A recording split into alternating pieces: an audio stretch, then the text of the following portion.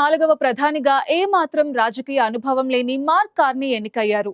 Liberal party సమావేశంలో కార్నీని 86% ఓట్లతో ఆ పార్టీ సభ్యులు ఎన్నుకున్నారు. అయితే కెనడా ప్రధానిగా ఎన్నికైన కార్నీ అమెరికా సుంకాలపై కీలక వ్యాఖ్యలు చేశారు. కెనడా ఏ నాటికి ఏ రూపంలోనూ అమెరికాలో భాగం కాబోదని, అమెరికన్లు ఎలాంటి తప్పు చేయకూడదనే తాను కోరుకుంటున్నానని అన్నారు. హాకీలో అయినా వాణిజ్యంలో అయినా కెనడాదే ఎప్పటికీ పైచేయి అంటూ కీలక వ్యాఖ్యలు చేశారు.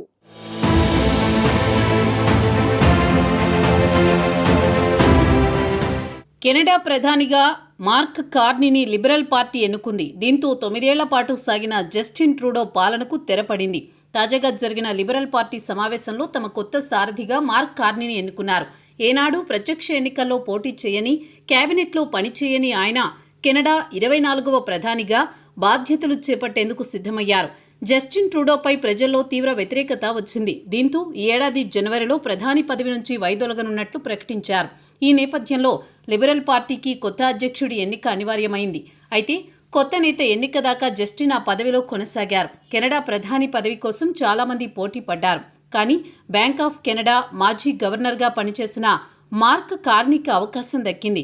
తాజాగా జరిగిన ఓటింగ్లో లిబరల్ పార్టీ సభ్యులు మొత్తం 150,000 మంది ఓటింగ్లో పాల్గొన్నారు.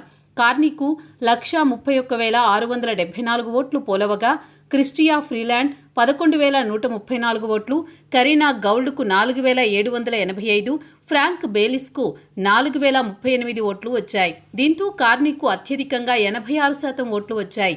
ఆర్థిక మేధావిగా పేరున్న మార్క్ కార్నీ సరిగ్గా డొనాల్డ్ ట్రంప్ సుంకాల ముప్పు వంటి సవాళ్లను ఎదుర్కొంటున్న వేళలో ప్రధానిగా బాధ్యతలు స్వీకరిస్తున్నారు.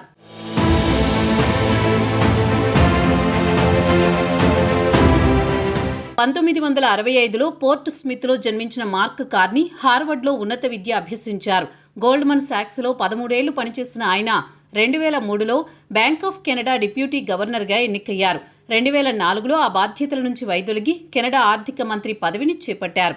ఇక 2008 ఫిబ్రవరి 1న సెంట్రల్ బ్యాంక్ గవర్నర్గా నియమితులయ్యారు. సరిగ్గా అదే సమయంలో కెనడా ఆర్థిక సంక్షోభంలో కొట్టుమిట్టాడుతోంది. ఆ టైంలో ఆయన అనూహ్యంగా వడ్డీ రేట్లను 0కు తగ్గించారు. ఇక 2013లో 3 శతాబ్దాల చరిత్ర కలిగిన బ్యాంక్ ఆఫ్ ఇంగ్లాండ్కు గవర్నర్గా కార్నీ ఎన్నికయ్యారు. దీంతో సెంట్రల్ బ్యాంకు మొట్టమొదటి నాన్ బ్రిటిష్ గవర్నర్గా నిలిచారు. అంతేకాదు G7లోని 2 సెంట్రల్ బ్యాంకులకు నాయకత్వం వహించిన వ్యక్తిగాను రికార్డుకెక్కారు. 2020లో బ్యాంక్ ఆఫ్ ఇంగ్లాండ్ను వీడిన ఆయన ఐరాస ఆర్థిక వాతావరణ మార్పుల విభాగం రాయబారిగా సేవలందించారు.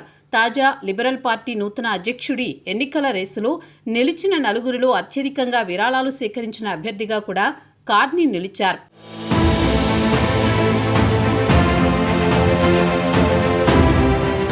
ఇక తనను కెనడా ప్రధానిగా ఎన్నుకున్న తరువాత కార్నీ విక్టరీ స్పీచ్లో మాట్లాడారు. కెనడా ఏనాటికి ఏ రూపంలోనూ అమెరికాలో భాగం కాబోదని, ఇతర దేశాలతో కెనడా ఏ రకమైన పోరాటం కోరుకోవడం లేదు. కానీ అవతలి వాళ్లు స్నేహహస్తం వదులుకోవాలనుకుంటే మాత్రం మేము అందుకు సిద్ధంగానే ఉన్నామని తెలిపారు. కాబట్టి అమెరికన్లు ఎలాంటి తప్పు చేయకూడదని తాను కోరుకుంటున్నానని, అది వాణిజ్యంలో అయినా హాకీలో అయినా కెనడాదే పైచేయి అనే విషయం మర్చిపోకూడదన్నారు. ఈ క్రమంలో అమెరికాపై కెనడా ప్రతీకార సుంకాల విధింపు కొనసాగుతుందని కార్నీ ప్రకటించారు. అమెరికన్లు తమను గౌరవించాలని, వాణిజ్య ఒప్పందాలు పారదర్శకంగా నిష్పక్షపాతంగా అమలు చేయాలని కోరారు. అలాగే తన విజయ ప్రసంగంలో దేశ ఆర్థిక స్థితిగతుల గురించి మాట్లాడిన ఆయన కెనడాను ఎనర్జీ సూపర్ పవర్గా తీర్చిదిద్దుతానని, అందుకోసం ఎలాంటి కఠిన నిర్ణయాలకైనా సిద్ధమని ప్రతిజ్ఞ చేశారు. ఇదిలా ఉంటే కార్నీ తాజా వ్యాఖ్యలపై రాజకీయ విశ్లేషకులు ఆందోళన వ్యక్తం చేస్తున్నారు. అమెరికాతో కయ్యానికి కాలుదువ్వడం మాత్రం ఏమాత్రం మంచిది కాదని సూచిస్తున్నారు. ఏమాత్రం రాజకీయ పాలనా అనుభవం లేని మార్క్ కార్నీ దూకుడుగా కాకుండా ఆచితూచి అడుగులు వేయాలని సూచిస్తున్నారు.